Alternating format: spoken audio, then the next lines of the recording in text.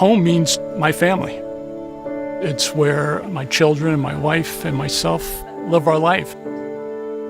I had the house painted a few years ago, and a year after I painted it, needed another paint job. I said, this is not going to last long term. We considered vinyl siding, but we decided to go with James Hardie because of all the positives. Vinyl or PVC, you will encounter the same type of problems later on. The reasons are cosmetic and the product itself.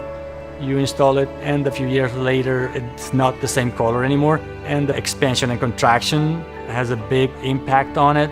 When you look at Hardie, it looks great not only the day you finish, it looks great years later. It's a product that stands to the times. The look of the product, the cost, the durability, the fact that I can paint it later on if I wanted to. We're happy with siding and trim. It really has upgraded the appeal of the house.